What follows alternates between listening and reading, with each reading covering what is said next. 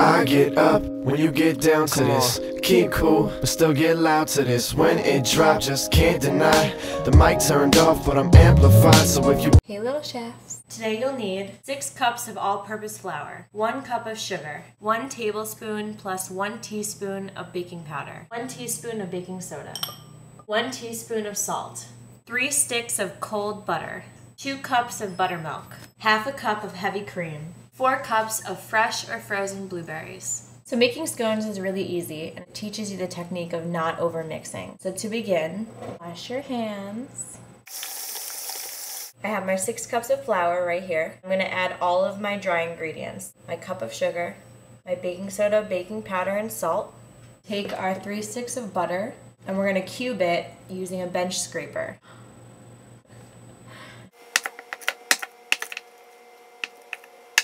Toss the butter into the dry ingredients, and then just grab the butter chunks and just kind of squeeze them apart. Since your butter is nice and cold, it won't just melt in your hands, but as you work it, it's going to get softer and softer. This method is also used to make pie crusts and biscuits.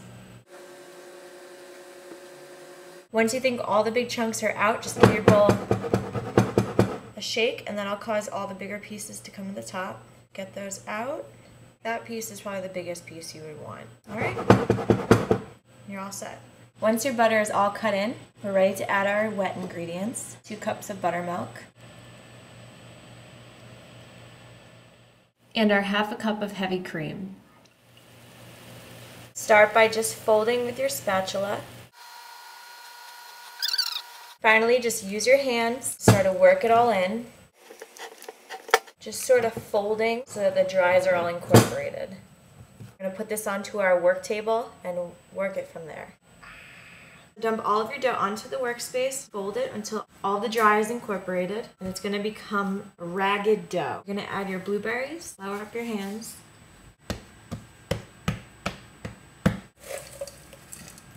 I'm using frozen wild blueberries. You'll notice in a second we're going to have sort of marbled dough and just start to fold.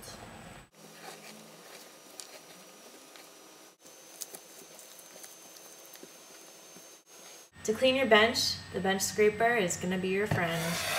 So I dumped my dough onto my bench and I just flattened it out to about 1 inch thickness. I'm going to take another bench scraper, just kind of flour it a little bit. Cut it like a pie.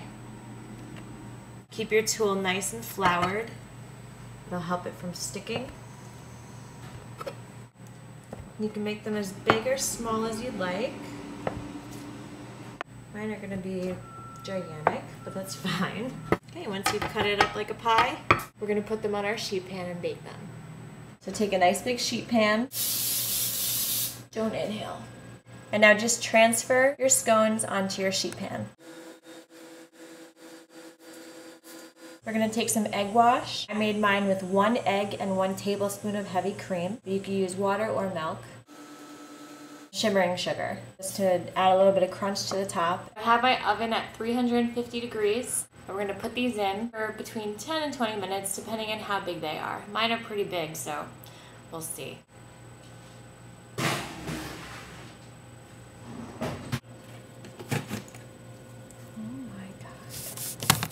There is flour and scone dough all